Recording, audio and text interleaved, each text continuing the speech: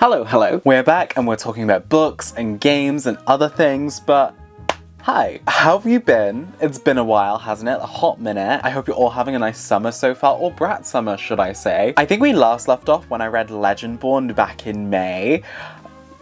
Oh god, it has been a while, hasn't it? I'm so sorry. A lot has happened between then and now. One of those things is this brand new tattoo, but all in all, I'm doing okay. Unsurprisingly, my shelves are a bit messy again, but my desk actually is very empty at the minute, ready for my gaming PC build, so I feel like things have evened out quite nicely. I've had some whirlwind adventures over the past couple of months, and I've just gotten back from New York and London. I just really want to sit down and chat to you all about everything that I read in the month of July, everything that I'm currently obsessed with, and everything I'm looking forward to reading in the month of August. So does that sound good? I realize this video is coming pretty late into the month of August, but in my opinion, it's better to be late than to never post at all. So here we are. I hope you're all doing very well and that you're looking after yourselves. If you've yet to grab that drink of water or beverage of your choice, please do so, as we must remain well and hydrated. And if you've yet to check out my other socials, I would highly recommend you go and do so, because I post a lot more content that you're not gonna see here. And between me and you, I may have just posted which author is going to be the star of the next Read and Ranked video from me, so I would recommend you go and check that out. So before we get into the wrap up, I really want to go through some things that I've been obsessed with lately and that I can't stop thinking about. The first thing is this necklace that I got from Awe Inspired. This is the Achilles and Patroclus necklace that they did in collaboration with Zane Ethan, and honestly it's one of my favorite pieces of jewelry that I've ever gotten. There's just something about wearing a piece of jewelry that symbolizes one of my favorite books and classics of all time that really just makes me feel happy and more myself. I think from now on I really want to try and invest more in statement pieces of jewelry, and I think it's something that I really want to be more mindful of when purchasing jewelry, and so I definitely want to get some rings next. Something else that I've been obsessed with, as you can probably tell from my brand new phone case, has been Pokemon Go. I got back into Pokemon Go about a month ago because some of my friends have been playing it, and I think I really needed a game on my phone that I could get into. And not only have I really gotten into Pokemon Go, but it's really motivated me to go outside more and like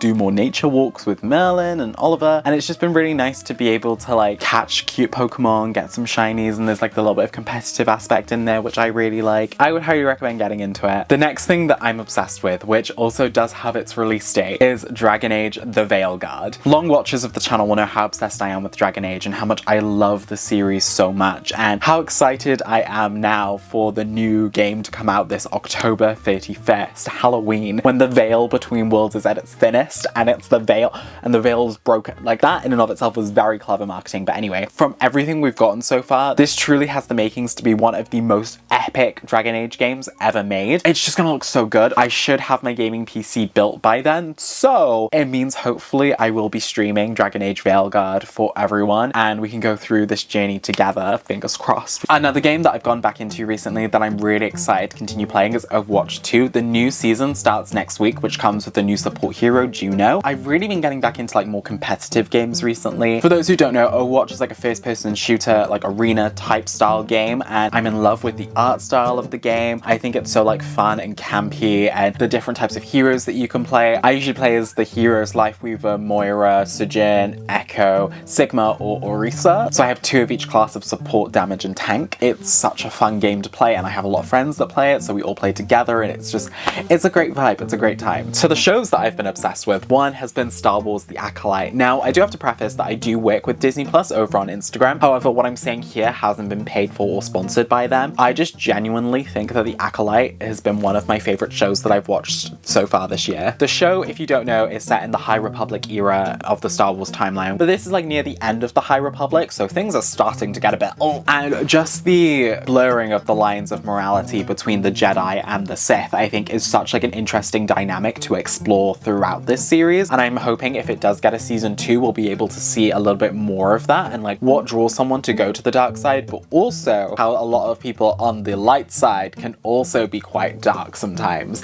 If they think they're doing something for the good, the ends do not justify the means. And so I just think it's so great. And Manny Jacinto in that show, I mean, I know that's what turned most of the girlies onto this show, but like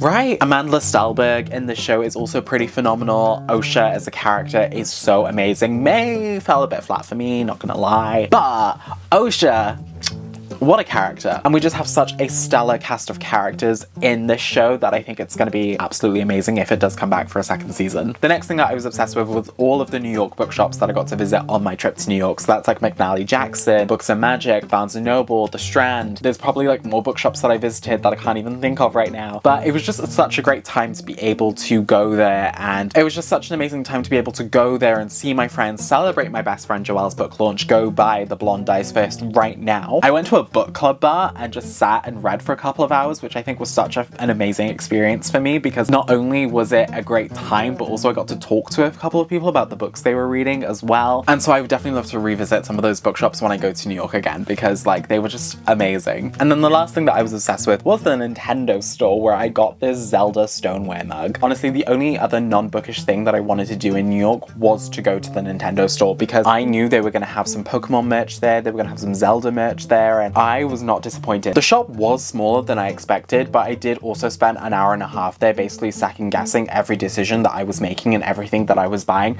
There was at one point where I was willing to spend $100 on a Mario Kart racing jacket, but I did end up investing in a couple of t-shirts, some Zelda socks, this Zelda mug, which I think was so lucky that it didn't get damaged on the way home, because I was so worried that it was going to, but it survived the journey like I did, and now it's one of my favorite mugs of all time. It's definitely going to be the mug that I'm going to be using when I'm gaming and just having a cozy time. It's so gorgeous. It's very cutesy, very demure, but that's basically most of the things that I'm currently obsessed with. And I'd love to know what you're currently obsessed with in the comments down below. I'm always on the lookout for new things to be obsessed with, and I think recommendations from all of you are the best, because we all kind of have similar vibes, and so I think it's going to be pretty neat to see what you're all digging at the minute. Now getting into all of the books that I read in the month of July, I actually read 7 books and started an 8th, which is quite surprising for me because I didn't realize I had read that much until I was coming to prepare for this video. It's been a very good reading month apart from one book which I have mixed feelings about, but we'll get into that in a little bit. The very first book that I read in the month of July was The Falcon and the Foe by A.J. Truman, which is a gay enemies to lovers romance. It's also the first book in the Single Dads Club series, and I really enjoyed this book. It follows Cal and Russ, who basically are two opposite ends of the spectrum. Cal is very much like a little bit of a slob, quite messy, always late for things, but he ensures that his son is happy and is having a great time. And then we have Russ, who basically is a perfectionist, very overly cautious about what his son does, and like ensures that he can't get injured or anything because of previous traumas, and he's just very overprotective as a father whilst trying to maintain this spick and span like pristine reputation. Both of them have butt heads many a time in the school's PTA, and now because both sons are in the same scout club where Russ is the leader, and so Cal decides to fill in the role of the scout club's co-leader, and let's just say hijinks ensues from there, but slowly but surely they grow to care for one another. This also does have a happily ever after. I really enjoyed this so much. I think like the relationship between Cal and Russ and the way it develops throughout the book I think was written really well. The smut was also quite hot to read, and I just think that all of the characters within this book were developed so nicely. I think the family dynamics were portrayed quite well, and there were just certain moments throughout the book that I was laughing, I was like feeling for these characters. I just think it's such a well-written romance that I'm really intrigued to see how the rest of the series is gonna go. I think the only improvement I would have for this book is if they hated each other and you could really feel the hate a little bit longer. I would have eaten this right up, and this would have been my like 5-star read. I don't really like doing star ratings anymore because I find them to be so subjective. I think this book is highly recommendable if you're looking for a good gay smutty romance. I wish the enemies to lovers lasted a bit longer, but that's just me being very nitpicky. So yeah, overall a recommendation. The next book that I then read was Fruit of the Dead by Rachel Lyon, which is a modern day Persephone and Demeter retelling following Corey, an 18-year-old camp counselor who decides to go to a private island with a pharmaceutical CEO, Rollo Picasso, to take care of his kids, and she has to sign an NDA in order to do so. And basically she's doing this to avoid her mother, who then decides everything that Corey is doing is a cry for help, and so her mother Ema decides to go and find Corey. I liked this book. I think Rachel Lyon had such an exciting premise and really delivered on certain aspects of it. I think retelling the myth in a modern day capitalist world is such like a interesting perspective to go with, and I think there are times where Lyon does deliver on this premise. However, I cannot say I loved this book. I cannot say I'm obsessed with it. I think this book is recommendable, plausible, but only in certain situations. If you're not a fan of Sally Rooney's writing, where there's no speech marks and sometimes no punctuation, then this book probably isn't for you because it follows a similar writing style. I think that the characters themselves were quite flat. I think Corey as a protagonist was a little bit insufferable. If she had thought about anything in a situation for more than 5 seconds, she would see the glaring red flags, and like certain things are only plausible until a certain point, and then it's just like, this character cannot be this stupid. I think Emma as a protagonist was so interesting to read about, and I think her perspective was probably one of my favorites. It's such a hard challenge to retell a myth, and you're not going to please everyone for sure. Like, everyone's going to have certain nitpicks with it, but I feel like this just didn't deliver on so many things that I was expecting, that I just unfortunately didn't love this book as much. I can see why people love it and I can see why people are drawn to it, but like me personally, this just wasn't a great read for me, and I'm really sad about that because this cover is so gorgeous. Well, like, I don't think I've seen a cover with this kind of like meshing of modern and classical elements before, and I'm obsessed with it. I'm just so sad that it didn't deliver on the promise of the premise that I was hoping it would, and I've spoken to a few of my friends and they all feel the same about this, which means that I'm not alone, which I'm really glad about, because otherwise I'd be going mad being like, what am I not seeing that everyone else is seeing? But I am interested to read more of Rachel Lyon's writing. I think maybe the second or third book that I read from her in the future, I think those will probably be hopefully stronger books, and so I'm intrigued to see what more we get from her in the future. The next book that I then read was Private Rights by Julia Armfield, and this is a queer reimagining of Shakespeare's King Lear, which from that summary I can already tell you should read this, because anything queer and Shakespearean I am always there for, and you should be too. And this is set during the quiet end of the world, where arcane rituals and religions have crept back into reality, and sisters Isla, Irene and Agnes have reunited at their father's old home after his death, who was basically an architect who helped map out this new landscape to reality. They essentially are just like reckoning with his death, but also realizing there are more secrets than they initially thought with their mother's disappearance, and realizing they may have been chosen for a specific purpose, whilst also trying to cope with the messy family dynamics that are also taking place. This book really solidified for me Julia Armfield as a horror writer, and also an auto-bi author for me now, because I think the way that she writes, I love the way that Julia Armfield writes. There is something so like succinct, lyrical, and almost whimsical sometimes, but very direct. There's just an essence there that I'm obsessed with. I just think the way that Julia Armfield characterizes these three sisters is so intriguing, and I love the way that she builds up the plot and like builds up the mystery and really delivers on these dynamics. This is all set during the apocalypse, which you wouldn't really realize throughout this book, but there are like certain things that remind you, oh yeah, the world is ending, which I think is such an intriguing like way to approach an apocalypse, approach an end of the world, because usually the focus is so much on like the world is ending that like we don't really get to see a lot of the quiet ends of the world, the quiet ends of reality, and I just think this is such an intriguing concept and such an intriguing way to tackle that. I just really think it immediately sets the mood and atmosphere for the novel. Wow, it's like I'm doing a GCSE piece on Private Rights. So yeah, I would highly recommend you pick up Private Rights if you haven't already, and I would love to know all of your thoughts about it if you have read it. The next book that I read, and the book that I started this month, are part of an upcoming YouTube video that is going live in September, and a short form series that I've just started on TikTok and Instagram. And I wish I could also do it on YouTube Shorts, but YouTube Shorts only lets me post up to 60 seconds, which is hard when all of my content is mostly like a minute and a half long. Hopefully one day YouTube decides to like bump that up to 90 seconds, because then I could actually post all of the content in its full glory to all of you. So yeah, the next read and rank that I'm going to be doing is Emily Henry, and so I finished Beach Read, and I am currently reading You and Me on Vacation, which is also called People We Meet on Vacation in the US, but given what I've read of this book so far, I think the UK title makes more sense, because they're not meeting people, they've already met, unless like the people they're meeting is like the new versions of themselves that they're seeing after 2 years of being separate. You know, I don't know. But Beach Read in and of itself is the very first Emily Henry book that I read, and rereading this was such a delight, and it's always the Emily Henry book that I'm going to be recommending to people to start off with. I mean, that might change after I read the rest of them, but this book is one of my favorite romance books of all time, so I'm not going to say any more than that because I want to save all of my thoughts and in-depth feelings for the Emily Henry video, but this was amazing, and this book so far is so good. I really like Friends to Lovers. I know a lot of people aren't a massive fan of it, but for me, I like Friends to Lovers when there's also a conflict. So for this one, it's like something happened 2 years prior to them reuniting, and it's kind of ruined the friendship dynamic dynamic, and so I don't know what it is yet, but I'm excited to see what happened in Croatia. Yeah, I need them to earn the relationship in a romance. I need them to work together to form the relationship in the romance, unless it's like a cozy kind of low stakes book, then yeah, but with this, no, I need them to have that conflict. So far, Emily Henry has not let me down, and I'm excited to see which one actually ends up becoming my ultimate favorite. The next book that I then read, which I think is my favorite read of July, and I think it's also the shortest read of July, was A Magical Girl Retires by Park Sol-young, translated by Anton Hare. And this book, okay, so I'm gonna lay down the premise for you, because this book is an ode to magical girl manga, following a millennial turned magical girl who must combat climate change in a capitalist world, all whilst having a credit card as her weapon. Like, this is a world where magical girls are real, they form unions and societies, and they each have their own like respective powers, and I just found this book to be so good. The millennial protagonist, I'm Gen Z, but I've never related to a protagonist more than her. Maybe it's because I'm now nearing my mid-20s. Sorry, I just realized I'm almost 25.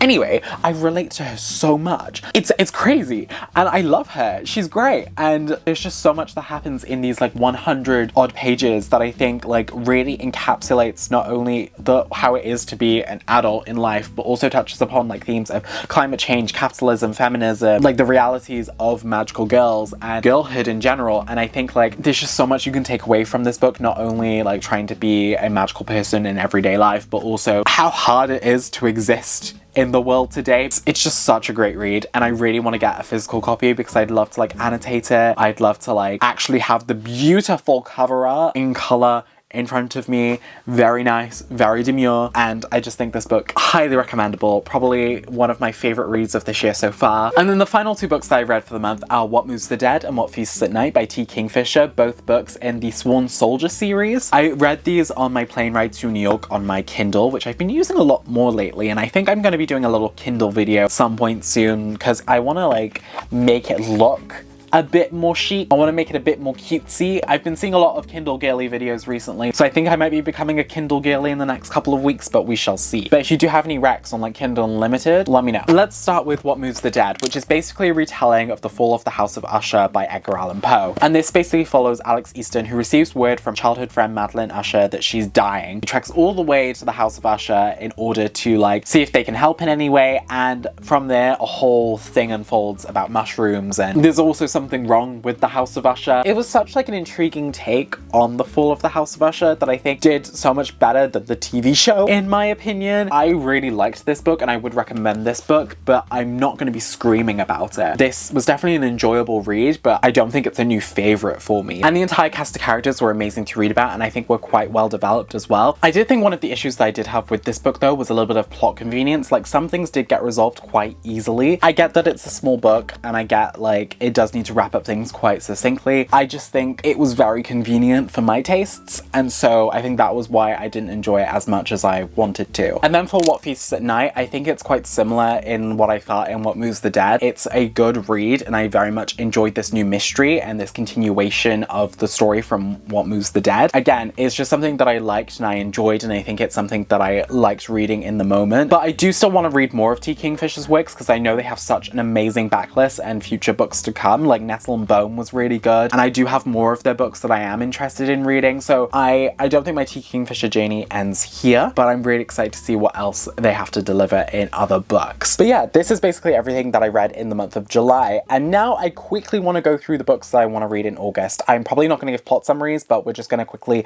fly through them. So the month of August is Women in Translation Month, which celebrates women writers who do not write in the English language, and also women translators who translate those books. And so I have 3 books that I'm hoping to read this month. The Hour of the Star by Clarice Lispector, translated by Benjamin Moser. I've been recommending Clarice Lispector so much, and there's one called Near to the Wild Heart, which I also want to read at some point, but I saw this edition in New York and knew I had to get it. I'm really looking forward to reading Clarice Lispector and seeing what all of the hype is about. I Who Have Never Known Men by Jacqueline Hartman, translated by Ross Schwartz. This one is another book that's been recommended to me time and time again, and when I posted about this on my short form platforms, everyone was raving about this book so much. And so I'm really looking forward to reading this and seeing, like, again, what the hype is about, how the story unfolds, and what, like, things I can take away from this book, because I think it's just going to be one of those, like, books that I'm going to be thinking about for a long time. And then we have The Premonition by Banana Yoshimoto, translated by Asa Yanida. I loved Banana Yoshimoto's Kitchen, which is also the Love's book club selection for this month, and Banana Yoshimoto's writing is something that I thoroughly loved reading, and I think I'm going to enjoy reading The Premonition when I get to it. I know they also recovered Kitchen quite recently in a cover style that's similar to this, and I am interested in picking it up, and maybe I might do a reread of Kitchen before I do The Premonition, just to like reacquaint myself with Yoshimoto's writing. And then 2 to 3 more books that I want to try and tackle this month is the rest of Emily Henry's romance backlist in order to do the Emily Henry read and ranked. And so the 3 books that I have left to read are Book Lovers, Happy Place, and then finally her most recent release, Funny Story. I think I might try and do a poll somewhere and then try and see like what people are gonna think my absolute favorite is. I think that would be such a good thing to do. And then I have 5 books that I also want to try and get through this month. Will I? I have no idea, because I'm also going to be building my gaming PC, and I know that's going to take up a lot of my time once it's built, because I'm just going to be gaming. So this is like a very hopeful TBR, very delulu TBR, blah. What's life without a little delusion? The very first book that I want to read is The Spear Cuts Through Water by Simon Jimenez. This was a book that I wanted to read last month, but I didn't really get round to. And so this basically follows a god who escapes captivity with the help of a guard and an outcast, and embarks on a 5-day pilgrimage in order to not only search for freedom, but also end the oppressive Moon Throne forever. There's just been so many people hyping this book, talking about how it changed their view on fantasy forever. There are a lot of well-hyped fantasy books that I'm hoping to get to this autumn, like finally getting into Robin Hobb, finally getting into Brandon Sanderson, and I do have plans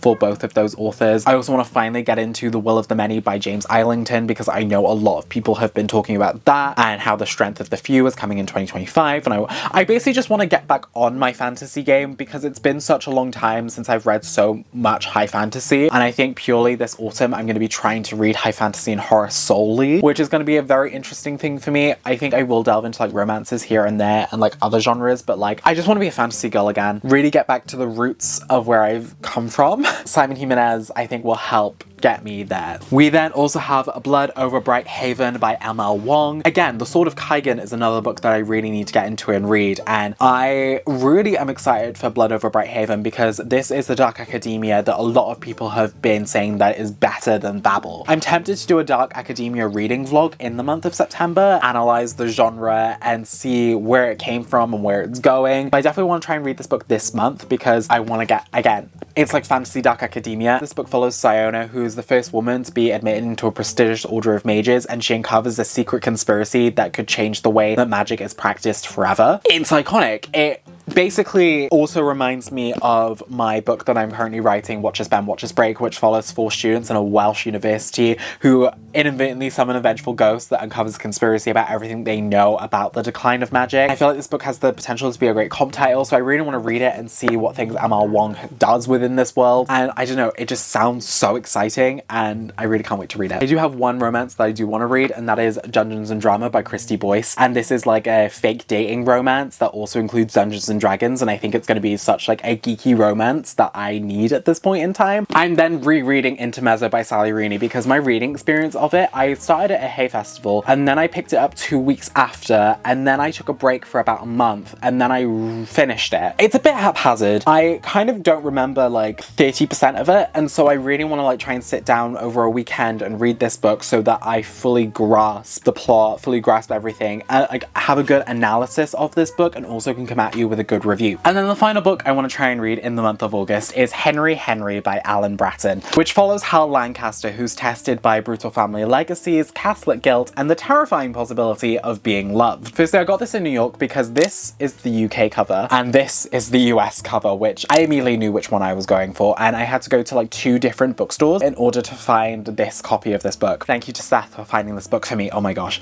Going off of private rights, anything related to Shakespearean queerness I am all in for, and and this book hopefully will deliver everything that I need in like a queer Shakespeare retelling of Shakespeare's histories, which I think is going to be quite interesting to see how it retells that. And so, not carrying this very cutesy or very demurely, this is going to be quite an interesting reading month if I'm able to read everything in this pile. Yeah, that's basically everything for this video. I really just wanted to do like a chill sit down video and just talk. It's been a while. I really want to try and get back into the swing of things of like creating content for YouTube again and posting. I have been putting it off for a little bit because it feels like a massive thing, but we've just sat down for about an hour and just like talked. We have some very exciting videos ahead and I can't wait to share them all with you when the time comes. That is everything for today. I hope you enjoyed yourself as I have enjoyed chatting with you. If you like this video, be sure to give it a thumbs up, and if you're new here, be sure to click that subscribe button so that you're notified whenever I upload next. Hopefully you'll enjoy the many more adventures we have here on this channel. If you wanted to see all of my other social medias, they're in the description down below for you, and be sure to follow me on every single other platform because I post whatever comes to mind. I told everyone on Instagram to bully me if I didn't do this, and then I never told them whether I did it or not, but this is between us, okay? I didn't do it. I don't want them to know and I don't want them to bully me,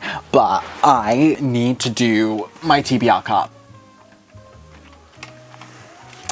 It's only slightly getting out of control, only slightly getting out of hand. I need to do that so that I can go forth and go ahead and build my PC, because that's the way my mind has like set it up, that I can't build my PC until I've done my TBR cut for whatever reason. I might change my mind. I might just build my PC first, because then I'd have a desk where I could just put the books on. We'll see. But for now, I guess until the next time, bye besties.